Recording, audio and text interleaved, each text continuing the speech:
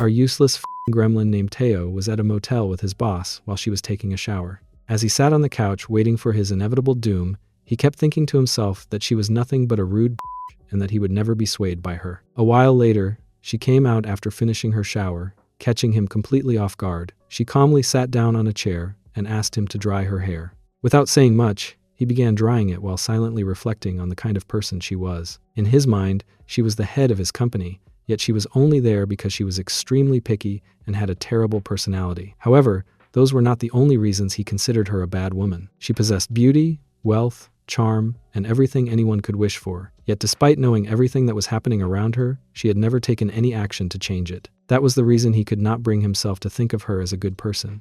3 months earlier, Teo had been struggling to find a job. For 3 long months, he had been wondering when he would finally be able to live a normal life. One day, while walking down the street, he happened to notice a beautiful young woman. As he admired her from a distance, he found himself thinking that if he could only get a stable job and earn enough money, perhaps one day he could meet someone like her. While he continued looking at her, she suddenly lost her balance and fell to the ground. For a brief moment, he thought that perhaps fate had answered his wish much sooner than he had expected. He hesitated, wondering whether he should reach out and help her, but before he could react, she had already fallen. The people surrounding them immediately began laughing and making fun of her, leaving the young woman deeply embarrassed. Unable to bear everyone's mocking stares, she instinctively moved closer to Teo in an attempt to hide from the humiliation. Seeing her discomfort, he immediately took off his coat and offered it to her, but she politely insisted that she was fine. Annoyed by the crowd's behavior, Teo told everyone to mind their own business, thinking to himself that they were incredibly irritating people. The young woman remained standing there, clearly struggling to walk. She admitted that her ankle was hurting,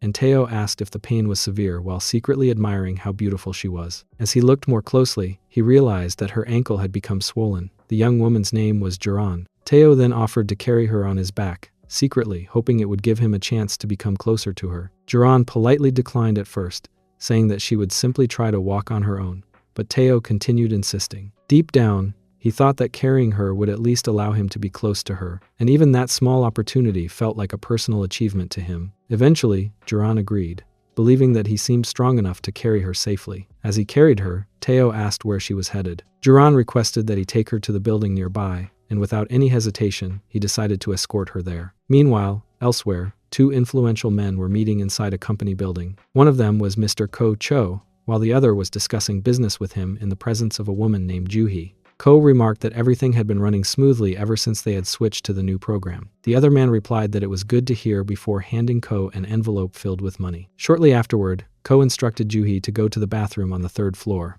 She nodded in agreement, but before leaving, she asked him to switch off the device because it had been making her feel uncomfortable. Ko assured her that they would talk once she returned, allowing her to leave the room while he continued with his business. Ko asked the other man whether the deposit had already been made. The man replied that the payment had been completed and that the envelope contained the reward for this deal before thanking Ko for his cooperation. Ko accepted the heavy envelope of cash and remarked that he had never expected such a quick response. Feeling the weight of the envelope in his hands, he commented that it was much heavier than he had anticipated. He then stated that they should continue doing business together from then on, and asked whether the man had already found the next candidate. The other man replied that Ko could earn millions every month as long as he continued bringing in high-quality candidates. Ko responded that he had a very sensitive stomach and advised the man to take his time because he did not want any unnecessary trouble. He then sternly warned him that under no circumstances could his wife or his father-in-law ever learn about their dealings. The other man agreed without hesitation. Afterward, Ko silently reflected that once he got his hands on missile distribution, no one would be able to ignore him anymore.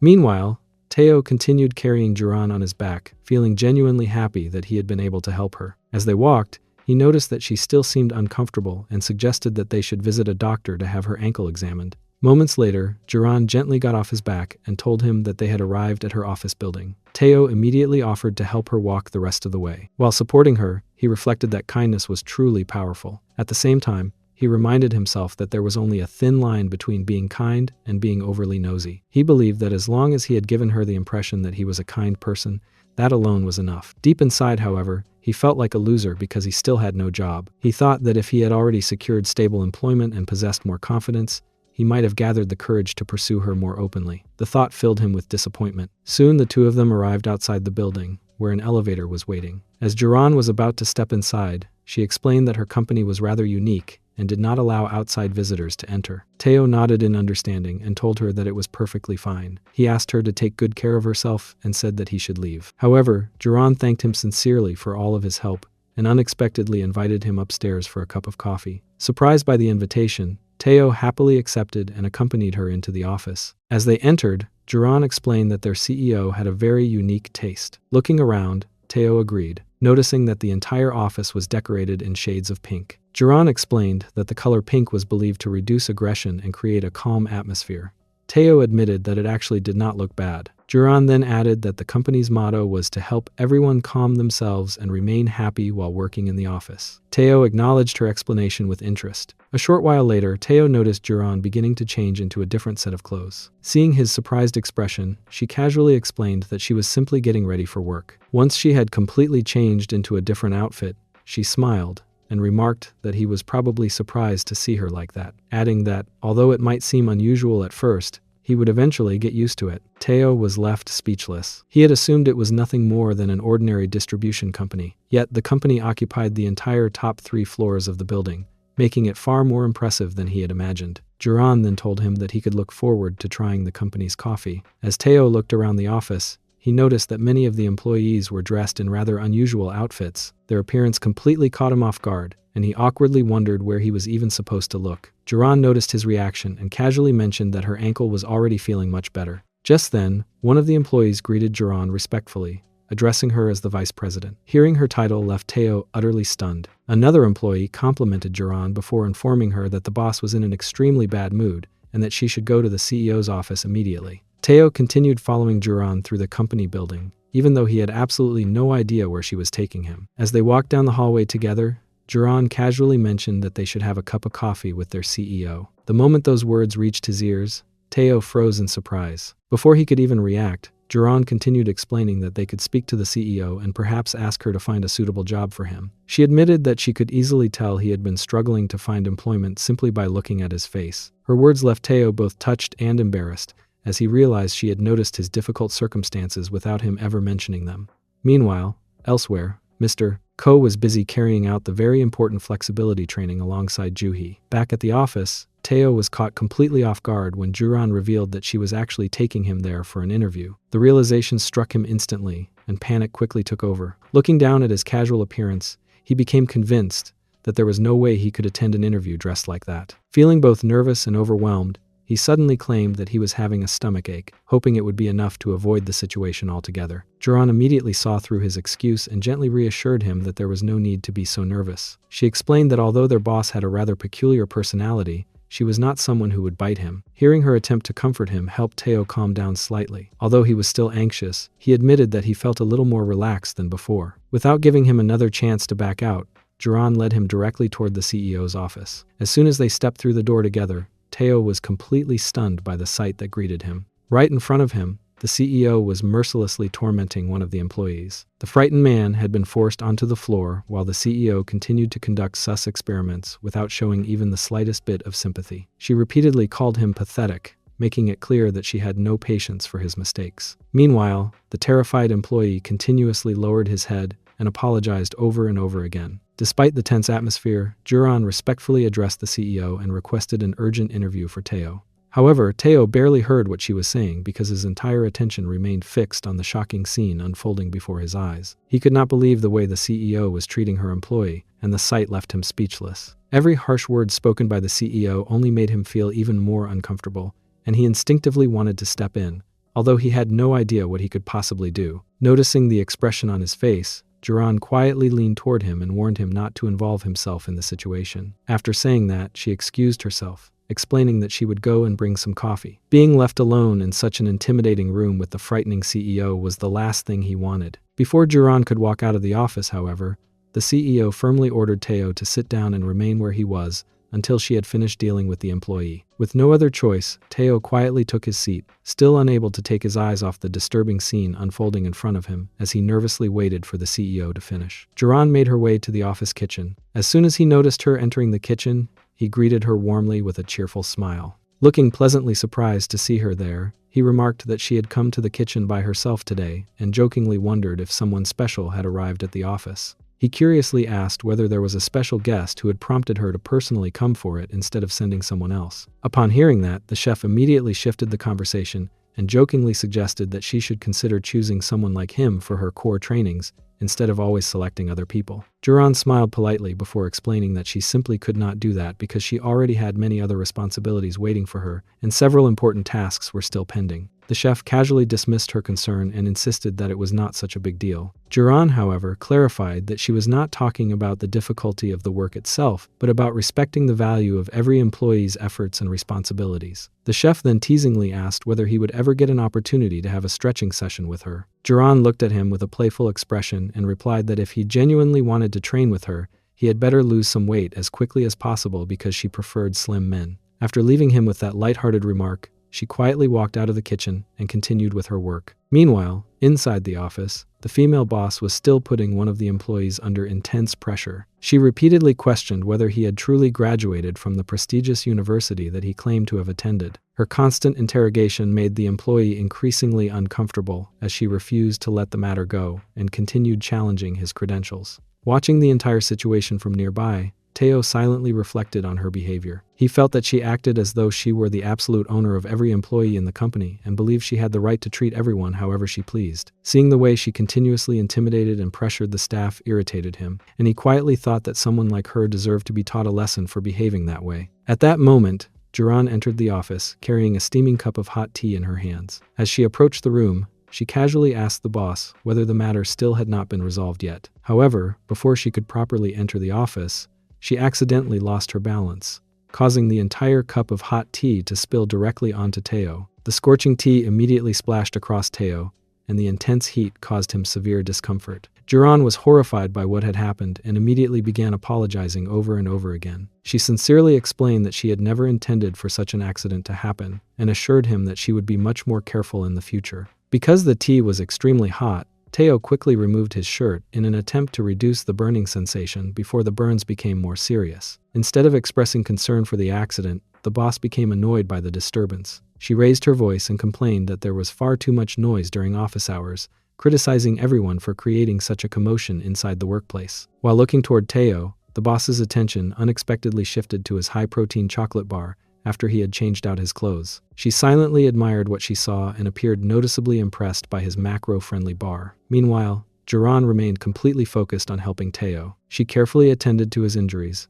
doing everything she could to soothe the burning pain and reduce the swelling caused by the hot tea, while continuing to feel guilty about the accident. At the same time, the employee who had been continuously questioned by the boss became lost in his own thoughts. He reflected on everything he had gone through just to obtain this job. He remembered all the hardships and sacrifices he had endured along the way and thought about how much his mother depended on him. He recalled the encouraging words she had once spoken to him, telling him that once he entered college, he would naturally meet many girls. Thinking back to his school days, he realized that he had never really thought about meeting girls because he had never considered himself particularly smart or talented.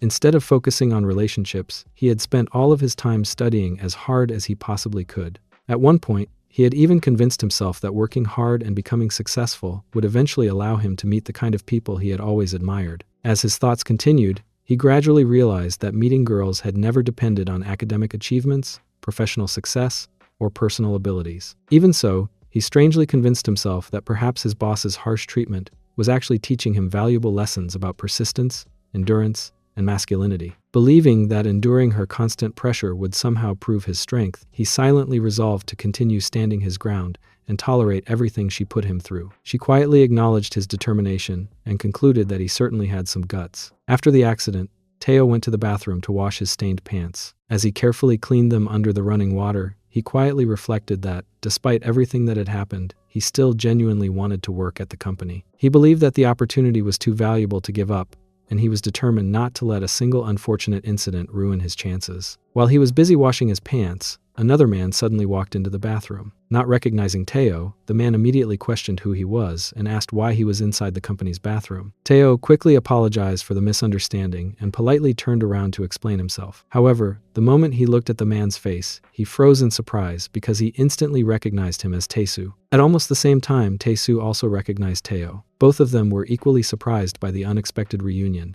and without hesitation, they warmly embraced each other after spending so many years apart. Seeing Tae-soo again brought back a flood of old memories for Teo. He reflected that 8 years earlier, Tae-soo had always been the pride of their entire family. Ever since he was a child, Tae-soo had been exceptionally intelligent, remarkably handsome, and blessed with an impressive personality that everyone admired. His academic achievements had always been outstanding, and he had eventually earned admission to one of the country's most prestigious universities with the highest entrance score. Teo remembered how deeply he had envied him during those days, wishing that he could one day become as successful as his older cousin. Although they were cousins by blood, they had always shared a bond much closer than ordinary relatives. They had grown up together almost like real brothers. Teo also remembered the tragic incident that had changed Tae-soo's life forever. When Tae-soo was still very young, both of his parents had lost their lives in a devastating plane crash. Despite enduring such an enormous loss, Tae-soo had continued moving forward with determination and had never allowed his hardships to stop him from pursuing his dreams. Teo recalled the day Tae-soo had been preparing to leave home to begin his university life. At that time, Teo was still a young child.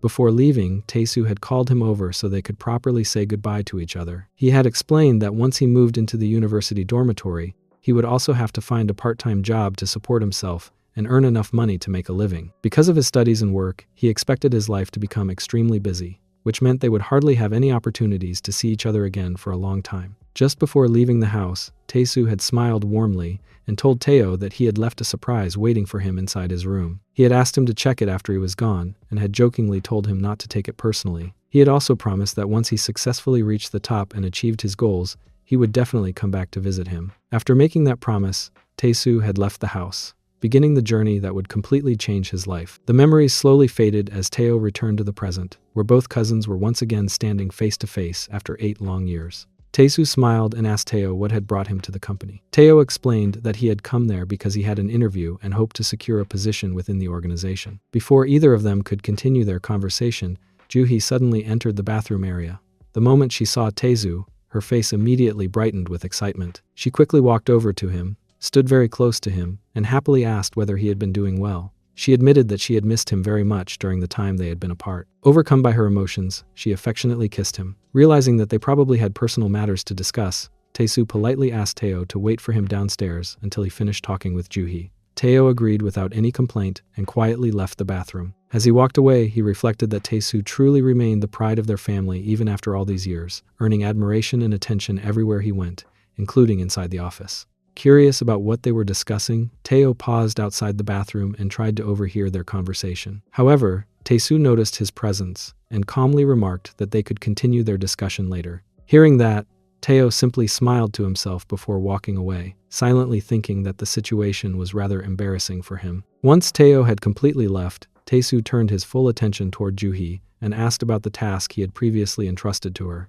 Joo-hee replied that he had been right and admitted that she still did not have any concrete proof. Nevertheless, she insisted that there had to be a reason why Director Ko had suddenly decided to change the company's program. She believed that the decision was suspicious and could not simply be dismissed as a coincidence. After carefully listening to everything she had to say, Tae-soo assured her that he would personally investigate the matter from that point onward. He thanked her for gathering the information and bringing her concerns to him.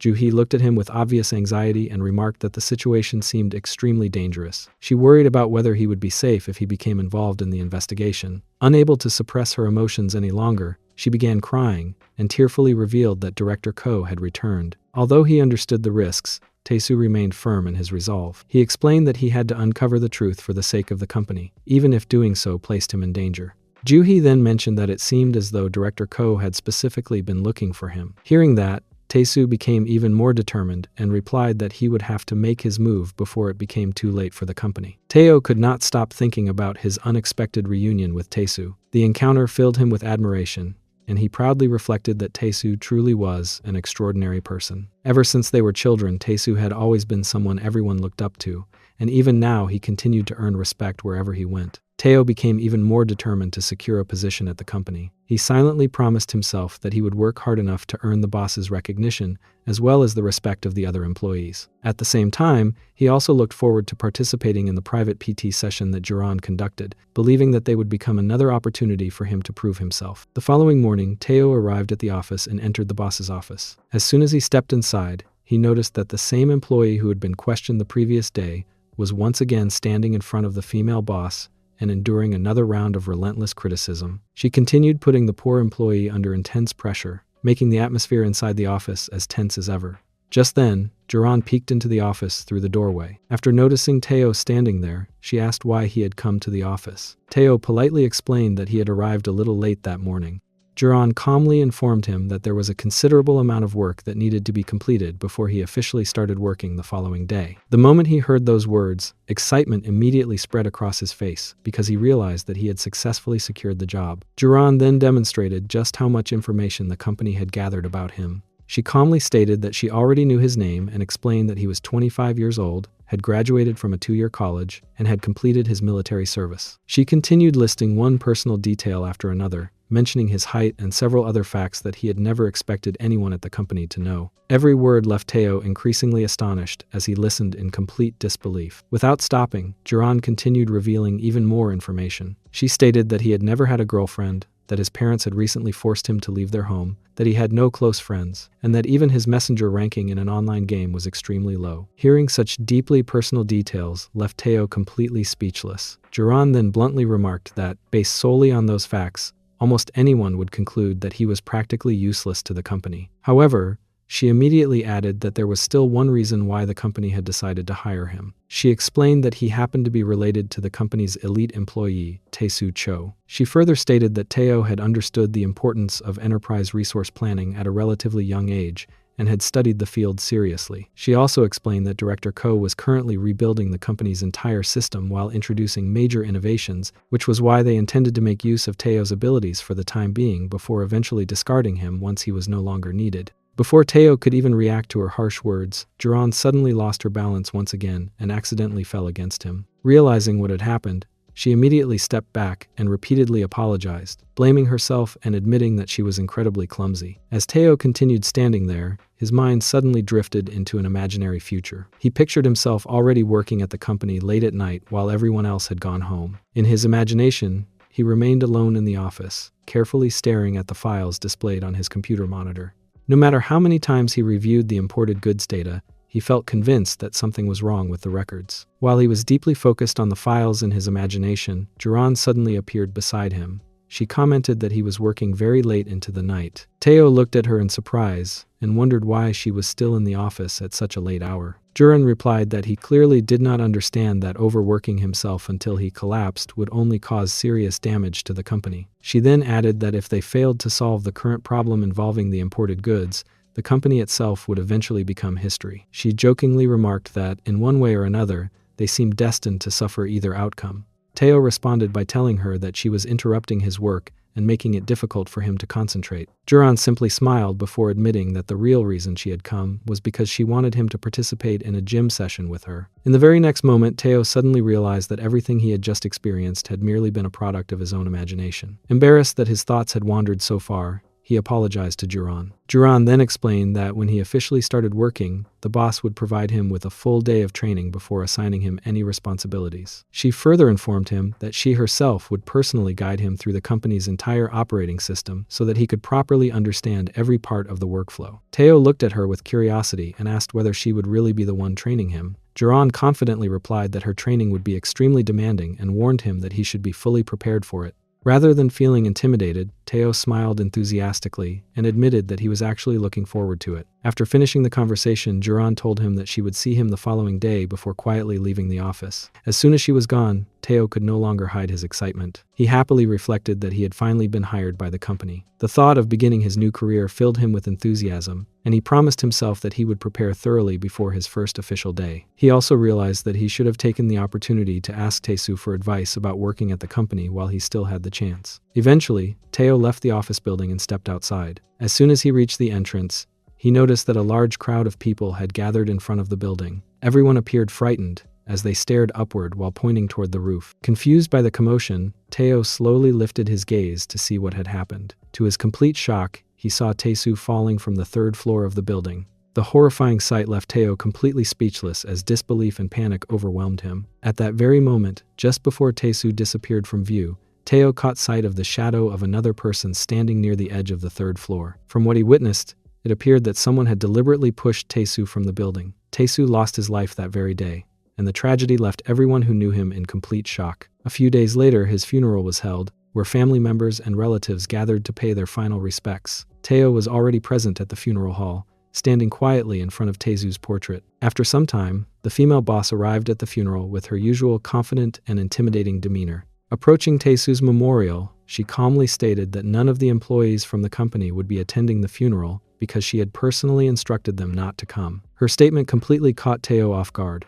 Noticing his reaction, she explained that she was not trying to be heartless or insensitive. She assured him that she would personally cover every expense related to Taesu's funeral. Although Teo appreciated the offer, he quietly replied that money was never the real issue. Before he could finish speaking, the boss suddenly slapped him across the face. Looking directly at him, she sternly warned him not to become so arrogant. Without showing any sympathy, she instructed him to report to work the following Monday. She then explained that the company had lost Mr. Taesu, and because of that loss, they needed Teo more than ever before. Hearing those words, Teo felt both frustrated and confused. He started to protest, insisting that he was not foolish enough to believe that he could simply replace someone like Taesu. However, before he was even given the opportunity to finish what he wanted to say, the boss turned around and walked out of the funeral hall without listening to another word. The moment she stepped outside and was finally away from everyone and unable to suppress her emotions any longer, she quietly broke down and began crying. Meanwhile, another employee, Haeosu, had been waiting for the boss inside the company car throughout the entire funeral. While sitting alone, he reflected that he had wanted to accompany her inside the funeral hall,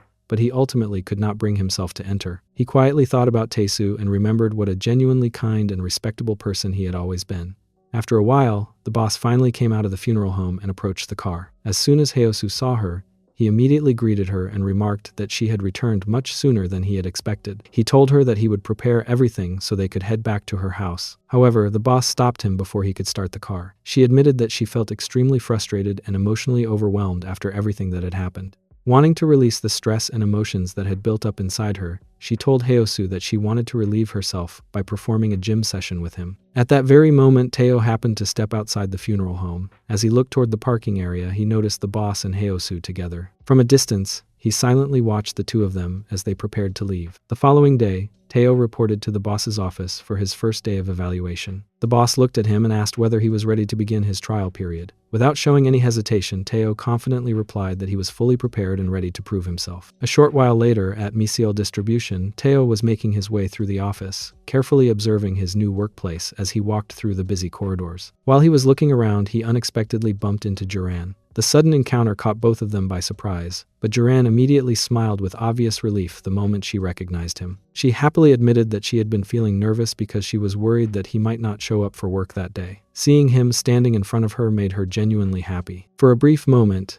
Teo found himself quietly staring at her. He could not help noticing how cute she looked, and the thought naturally crossed his mind. However, he immediately forced himself to regain his focus. He silently reminded himself that he had not joined the company simply to admire Duran. He had come there with a much more important purpose. Deep inside, he remained convinced that Taesu was never the kind of person who would take his own life. Determined to uncover the truth, he promised himself that he would investigate the real reason behind Taesu's death. As Duran continued talking to him, she unknowingly stepped closer and closer without realizing what was happening. During the conversation, her shirt accidentally slipped, exposing her planets. The employees nearby immediately noticed the incident and instinctively turned their attention toward her. Several people stood watching in awkward silence. Before anyone could react any further, Teo immediately stepped forward and discreetly covered her, protecting her from everyone's gaze. He then looked at the surrounding employees and firmly told them to stop staring and mind their own business instead of watching someone else's embarrassing moment.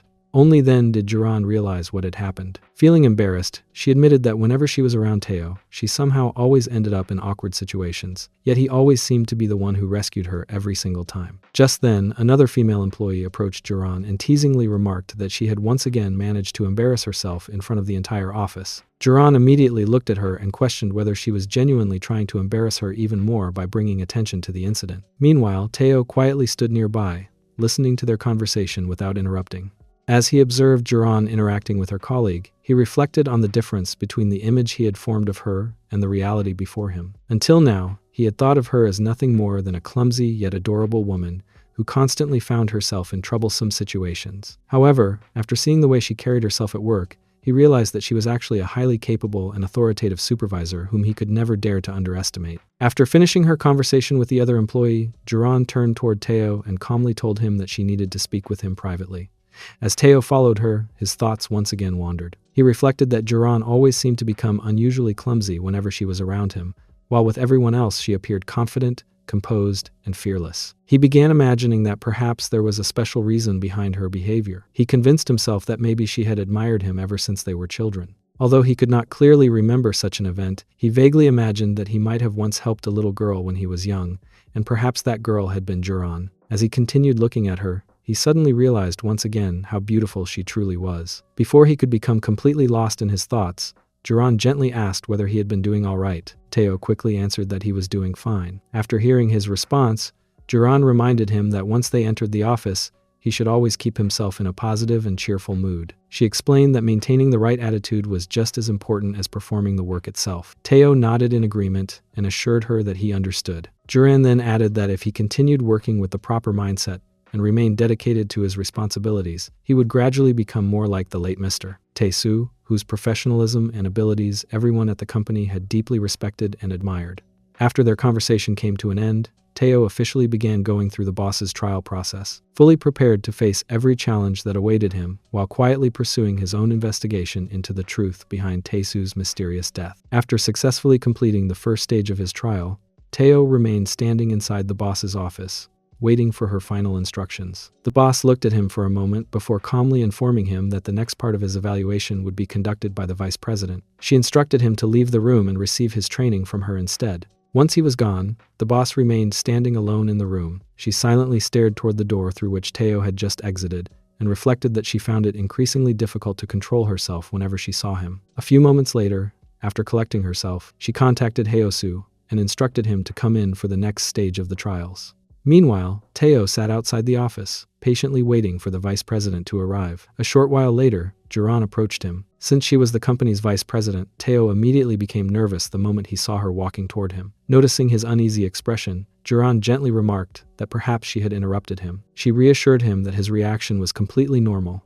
explaining that many trainees became overwhelmed and lost their confidence on the very first day of the company's trial process. Teo admitted that he had already had an unpleasant experience with the boss earlier and was still feeling the pressure from that encounter. Jiran calmly encouraged him not to lose his courage over what had already happened. She explained that everything that had taken place was now part of the past and could no longer be changed by worrying or pleading about it. Instead, she told him that he should focus entirely on moving forward and carefully understand every instruction she was about to give him, because those instructions would determine how well he performed during the remainder of his training. After explaining the situation, Jiran asked whether he had any questions before they proceeded further. Teo hesitated for a moment before admitting that there was indeed something he wanted to ask. He curiously wondered whether receiving training from the boss and participating in the company's strength conditioning actually had anything to do with the work itself. She admitted that she had grown tired of hearing the exact same question from trainees over and over again. She then asked him whether he would still be asking such a question if they were working for a much larger corporation such as the S Group or the H Group. Teo honestly replied that he was not sure because he had never experienced this kind of corporate training before. Since everything was completely new to him,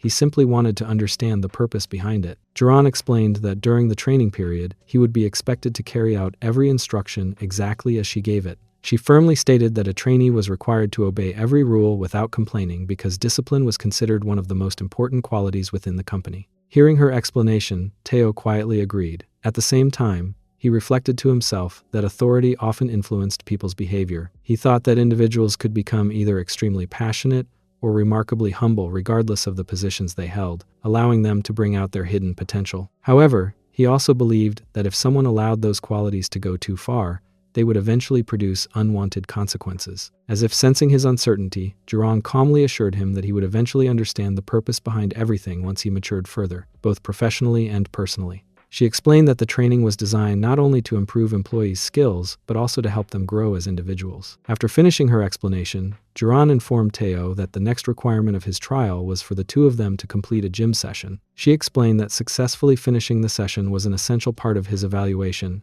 and that they would proceed with it immediately. Meanwhile, elsewhere, Director Ko was spending time with Juhee. Juhee was dressed in a black, cat-like outfit as the two of them performed a relaxing stretch routine together. During their time together, Juhee gently reminded Director Ko about the promise he had previously made to her. She admitted that she had been waiting for a man like him for a very long time and hoped that he would keep the promise he had given her. After completing the gym training with Juhee, Director Ko looked at her with a calm expression and told her that she would be better off staying with Mr. Cho. He then took out a bundle of money and handed it to her, remarking that it was far too much money for anyone to refuse. Juhee quietly accepted the cash without arguing. Director Ko then explained that if she could provide him with a little more assistance, there would be even more money waiting for her in the future. Hearing that, Juhee simply smiled without giving a direct response. The two of them then continued their core training together as though nothing unusual had happened. Before they finished, Director Ko also instructed her to go and meet Tae-cho so that she could complete the task that had been assigned to her.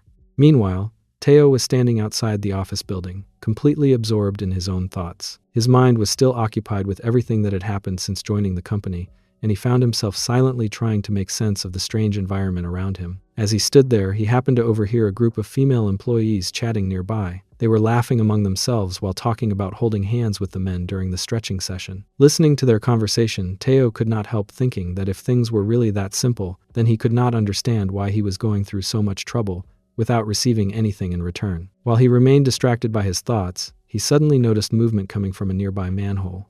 To his complete surprise, a man's voice called out to him from beneath the manhole cover. The stranger looked up at Teo and confidently guessed that he must be the company's newest employee. He then politely asked Teo for a favor, explaining that he would be extremely grateful if Teo could help pull him out. The man awkwardly admitted that he was unable to climb out by himself because he was too overweight to pull himself out of the narrow opening. Teo stared at him in complete disbelief, silently wondering what kind of bizarre situation he had just stumbled into. The entire encounter felt so unusual that he immediately thought there was definitely something strange about the man. With Teo's assistance, the man finally managed to climb out of the manhole. After brushing himself off, he cheerfully suggested that they should properly introduce themselves. He introduced himself as Gil and explained that he worked as a manager at the company. Teo politely introduced himself in return, although deep inside he quietly wished to keep as much distance from this peculiar man as possible. During their conversation, Gil suddenly became extremely surprised after learning that Teo possessed a battle pass card.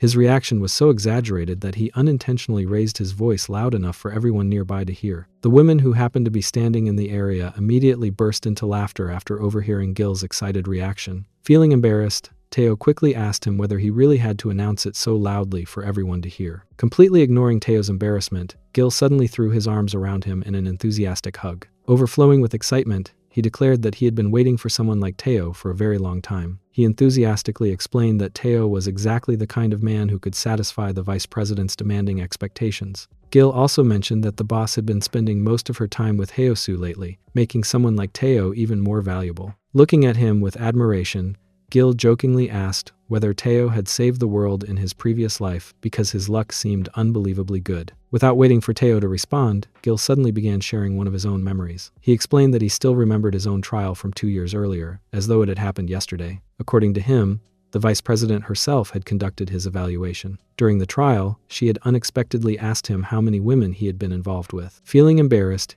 he had honestly admitted that he had never even been with a single woman. Hearing his answer, the vice president had remarked that such a thing was quite uncommon nowadays. After that, she had continuously teased him and put him through an exhausting private PT session, making his trial even more difficult than he had expected. Returning to the present, Gil let out a small sigh and admitted that the incident had become nothing more than a memory now. Even so, he confessed that he sometimes wondered how different things might have been if he had successfully completed that particular trial. Looking at Teo, he admitted that he did not have the slightest doubt that the vice president might end up putting Teo through exactly the same kind of experience. After checking the time, Gil noticed that the lunch break was almost over. He suggested that they should stop chatting and return to the office before they got into trouble for being late. As they prepared to head back, Teo looked at Gil with genuine curiosity. He asked whether the story he had just shared was actually true and then hesitantly questioned whether Gil really believed that the vice president still possessed the battle pass card even now. On the floor beneath Mizio Distribution, Gil secretly took Teo to the company's security room. The room was filled with surveillance monitors, each displaying live footage from different areas throughout the office building. Looking around in disbelief, Teo turned toward Gil and asked whether he had really set up all of this simply to keep an eye on the vice president. The idea seemed unbelievable to him, and he found the entire situation extremely suspicious. Teo immediately remarked that what Gil was doing looked completely illegal, and even said that he felt like reporting everything to the police. Hearing those words, Gil quickly became defensive and urged Teo not to misunderstand the situation. He insisted that he never used the surveillance system for any illegal purpose. He explained that he had never installed cameras inside private places such as the restrooms or the locker rooms. According to him, the cameras only covered the general office areas because he constantly overworked himself and wanted to keep track of everything happening throughout the company. Still looking doubtful, Teo asked whether the surveillance system was capable of recording the footage as well. Gil confidently replied that it certainly could, and proudly confirmed that every important moment could be recorded whenever necessary. After leaving the security room, Teo changed into the appropriate outfit before heading to meet the vice president for the next stage of his trial. As he walked toward the meeting place, he remembered the conversation he had just had with Gil. Gil had desperately pleaded with him, asking him to accomplish one particular favor. He had promised that he would help Teo obtain any information he wanted in return. All he wanted was for Teo to successfully complete the vice president's trial and somehow bring her down before his very eyes. Gil had insisted that doing so would be the greatest favor anyone could ever do for him. Remembering those words, Teo finally arrived at the warehouse where the vice president was already waiting for him. The moment he saw Juron standing there, he became noticeably excited because he believed they were about to begin another mobility training session together. Juron looked around the empty warehouse before turning her attention toward Teo. Calmly, she asked why he had specifically asked her to come to such an isolated place. At that moment, Teo's imagination immediately began running wild. He convinced himself that perhaps the entire situation was unfolding like the beginning of a romantic love story. Trying to follow the scenario that he had created in his own mind, he decided to act accordingly. He awkwardly told Juron that he had recently heard a rumor about her. According to what he had heard, she secretly admired him. While speaking, he silently thought that perhaps he should simply continue acting as though the rumor were true and see how she responded. Gathering his courage, Teo directly asked Juron whether she actually liked him. Without appearing particularly surprised, Juron calmly replied that she assumed he already knew about it. Her response immediately confused Teo. Deep inside, he began thinking that the situation was unfolding nothing like the dramatic story Gil had described earlier. Juron then humbly remarked that perhaps she was simply an insignificant person who deserved to be punished for having feelings for him. She calmly asked him to perform a difficult mobility training session with her. Hearing those words, Teo became even more uncertain. He silently wondered whether the entire conversation was actually some sort of hidden test arranged by the company. He worried that if he misunderstood the situation or gave the wrong response, he might completely ruin his trial and lose the opportunity he had worked so hard to obtain. Meanwhile, unknown to both of them, Gil was sitting inside the security room, carefully watching the live surveillance feed from the warehouse. Completely absorbed in the situation unfolding before him, he happily recorded the entire interaction between Teo and the vice president, eager to capture every moment. The boss was completely occupied with humiliating and punishing Heyosu when Mr. Ko entered her office without hesitation. Looking at her with complete confidence, he remarked that she should have accepted his offer from the very beginning, instead of resisting it. He then placed a thick envelope into her hands and pointed out that it contained money, the very thing she valued more than anything else. He continued mocking her by saying that she was obsessed with money and would never be able to turn her back on it. Although she remained composed while listening to his words, the irritation on her face became increasingly visible. She confronted him by pointing out that he had gone ahead and arranged everything without even asking for her consent, making it obvious that he intended to drag her into the matter regardless of whether she agreed or not. Mr. Ko openly admitted that it was exactly what he had planned to do. He casually added that this was precisely why he disliked clever women, as they always tried to think too much instead of simply following along. After saying that, he turned around and prepared to leave the office. Before walking away completely, he warned her not to go overboard and reminded her that he had no intention of allowing anyone to ignore or disrespect him. Unable to tolerate his behavior any longer, she firmly told him not to speak to her in such a disrespectful tone again. Once Mr. Ko had left, and the boss shifted all of her attention back to Heyosu, who was still enduring her punishment. She suddenly asked him whether he would be willing to kill himself if she ordered him to do so. The unexpected question completely caught Heyosu off guard, leaving him visibly shocked for a brief moment. However, Despite his surprise, he answered without hesitation that he would do it if she commanded him to. Seemingly satisfied with his unquestioning obedience, she coldly instructed him to continue licking her shoes. Meanwhile, Teo spent his time completing his back day in the gym alongside Vice President Duran. The following morning, the atmosphere at the office became noticeably different as all the employees gathered together. Heosu stood before everyone and announced that the boss was about to deliver an important speech. As soon as everyone became quiet, the boss confidently stood up and looked around the room before beginning her address.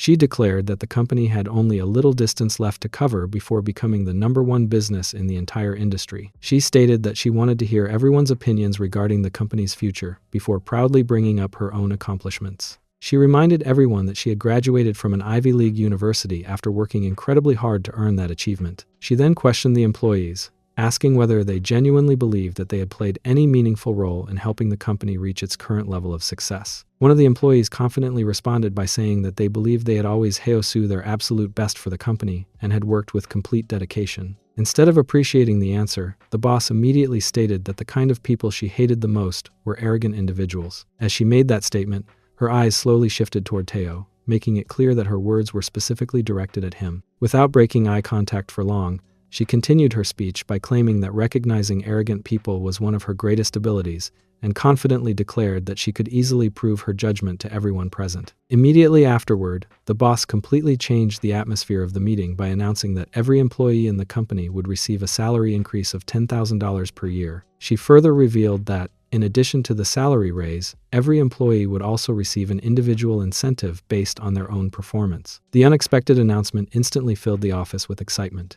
Every employee became overwhelmed with happiness as loud cheers echoed throughout the room. They enthusiastically applauded the boss and celebrated the generous announcement with broad smiles on their faces.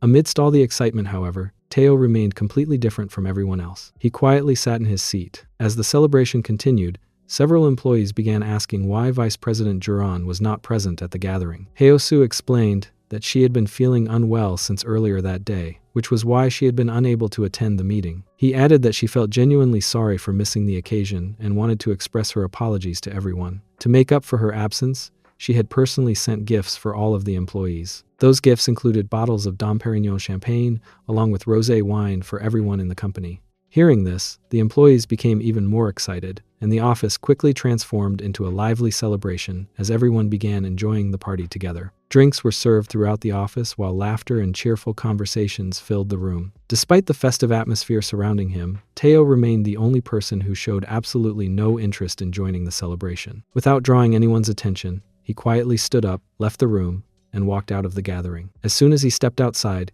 he unexpectedly came across Juhi. Teo reflected on how, with Mr. Gill's help, he had managed to obtain the security footage from the office. As he carefully reviewed the recordings, he found footage from the previous incident showing Taesu together with Mr. Ko inside the office. The two of them appeared to be engaged in a heated argument, and their tense expressions immediately caught Teo's attention. After watching the footage several times and connecting the pieces together, he finally began to understand what might have happened. Certain details that had previously seemed unrelated were now starting to make sense, allowing him to form a clearer picture of the situation. After reaching that conclusion, Teo instructed Mr. Gill to pretend that he had never seen anything suspicious in the footage. Mr. Gill, however, hesitated and admitted that he wanted to report everything to the police immediately. Teo calmly explained that rushing to the authorities would most likely accomplish nothing with the amount of evidence they currently possessed. He reasoned that if Mr. Ko truly had connections with influential people in powerful positions, then reporting him without solid proof would only alert him and make it even more difficult to expose him. Teo insisted that before making any move,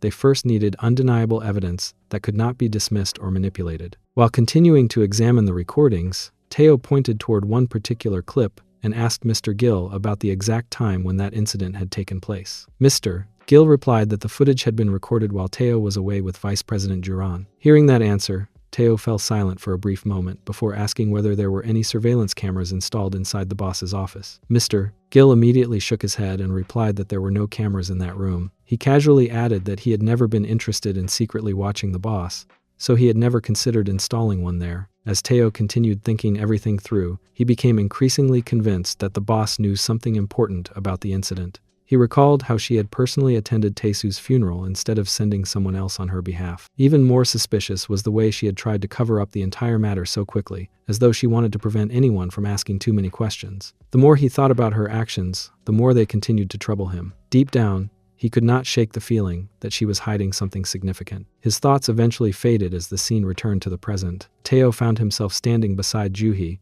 whose expression looked unusually strange and emotionally drained. Before he could even ask what had happened, Juhee suddenly stepped forward, wrapped her arms around him, and burst into tears. Completely caught off guard by her reaction, Tae gently asked whether something was wrong with her. Instead of answering immediately, she continued crying before finally admitting that she desperately missed Tae-soo Cho. The two of them then went into the office pantry, where they quietly sat together with cups of tea. Hoping to comfort her, Tae gently asked whether she had been managing well since everything had happened.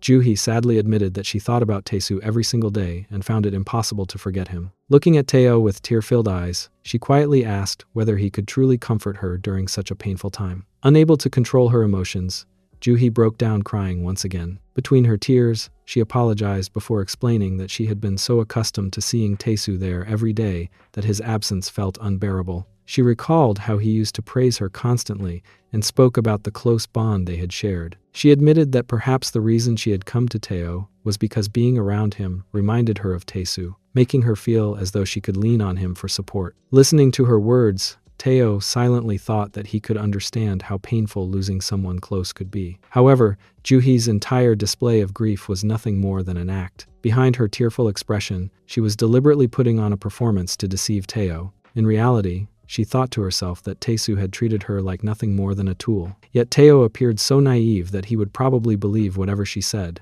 Confident that her act was convincing enough, she continued manipulating the situation to gain his sympathy. After calming herself down, Juhee suggested that she wanted to do a relaxing stretch routine together with Tae.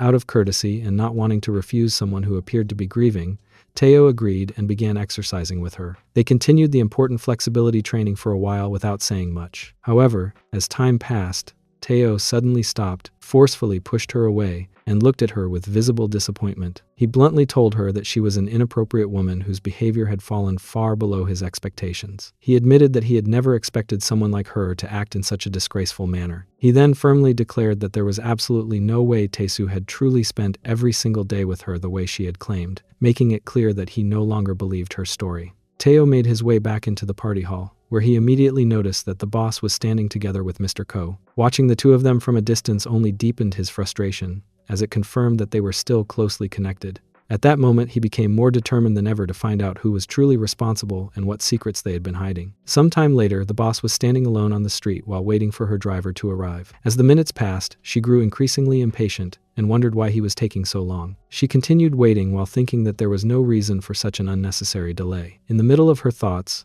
a car pulled up beside her. Without paying much attention, she casually got inside the vehicle, assuming that Haeosoo was behind the wheel. The moment she settled into her seat, she immediately began complaining about his behavior. She remarked that arriving late was one thing, but making her open the car door herself was something entirely different. She scolded him for having no manners and arrogantly reminded him that he was nothing more than her toy. She further complained that he had even started ignoring her, something she found completely unacceptable. As she continued speaking, she finally turned her attention toward the driver's seat. The moment she looked carefully, she froze in shock after realizing that the person driving the car was not Haeosoo, but Tae. Believing that he was taking her home, she stared at him in complete disbelief before demanding to know why he was there instead of her driver. Tae then revealed that he had tied up Haeosoo, left him somewhere else, and taken his place so that he could approach her without raising any suspicion. Rather than driving toward her home, Tae took the boss to a motel instead. After they arrived, he calmly stepped out of the car and politely opened the door for her, behaving as though nothing unusual had happened. Still unable to understand the situation, the boss questioned him about Haeosoo. She insisted that there was no way Haeosoo could have suddenly claimed that he had a stomachache, handed over the car keys to Tae, and simply run away. She repeatedly stated that such a story made no sense and that she refused to believe it had happened that way. Remaining completely composed, Tae explained that they had been told it would take quite a while before someone could come and fix the problem. Hearing that, the boss sighed in annoyance and remarked that she had been sweating so much that she needed to take a shower first. Tae calmly agreed without showing any reaction. After finishing her shower, the boss came back into the room, where Tae quietly began drying her hair. Everything appeared perfectly normal, leaving her completely unaware of what he was about to do. While she remained distracted, Teo suddenly took out a rope and began tying her hands together. The unexpected action left her completely stunned, and panic immediately spread across her face. She desperately pleaded with him to stop and begged him not to do such a thing. However, Teo paid no attention to her pleas and coldly explained that it was going to be a very long night for the two of them. The boss immediately began shouting at him, insisting that he would never get away with treating her like this. Once she had been silenced, he leaned toward her and warned her that she had no choice but to listen carefully. He made it clear that she was going to answer every single question truthfully, and if she attempted to lie or say anything irrelevant,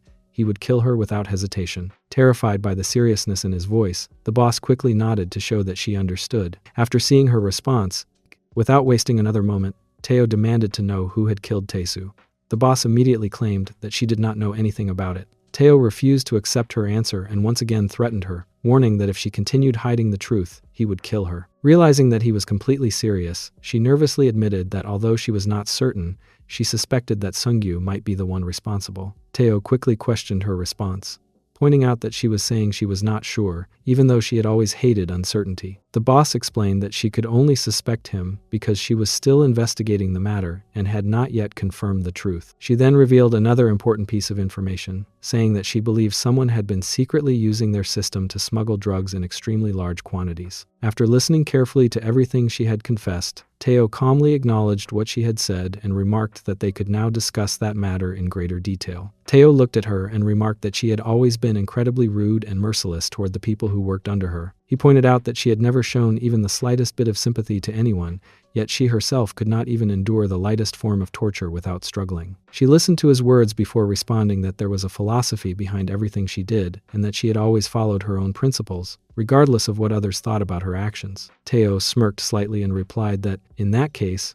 perhaps it was time for him to come up with a philosophy of his own as well. Without giving her any chance to react, he carefully blindfolded her and immediately began making her go through a core training, forcing her to continue despite her obvious discomfort. While the competitive fight was still going on, Heyosu arrived at the motel and began desperately searching for her from one room to another. The moment he reached the room where Teo was, he stormed inside without hesitation. As soon as he saw Teo, he grabbed him aggressively by the collar and furiously demanded to know why he was there with her. He angrily warned Teo that it looked as though he had a death wish and had finally crossed a line that he should never have crossed. Teo remained surprisingly composed despite the confrontation and firmly told Heyosu that he should first understand everything that had actually been happening before acting so recklessly. He added that Heyosu should behave after learning the truth instead of making assumptions. After saying that, Teo forcefully pushed Heyosu further inside the room. The moment Heyosu looked ahead, he froze in shock. The boss was lying on the floor with an awkward and exhausted expression spread across her face. She slowly looked toward him before commenting that he actually looked much better with such a worried expression on his face. Her voice then softened as she immediately began apologizing to him. She repeatedly told him not to blame himself because everything that had happened was entirely her own fault. She insisted that Teo had absolutely nothing wrong with Heyosu and that he was completely innocent. Continuing her confession, she admitted that she herself was also responsible for Taesu's death. After leaving both of them together inside the motel room, Teo quietly walked away without saying another word. As he made his way through the street, he suddenly noticed Mr. Ko wandering around in a completely drunken state. Mr. Ko appeared unable to maintain his balance properly and kept looking around aimlessly while searching for his missing phone. A few moments later, Teo slowly approached him from behind. Sensing someone's presence, Mr. Ko turned around and stared at him for a moment before finally recognizing him as the new employee from Innova Company. Teo calmly confirmed that he was indeed the same person and casually remarked that Mr. Ko seemed to have consumed quite a lot of alcohol.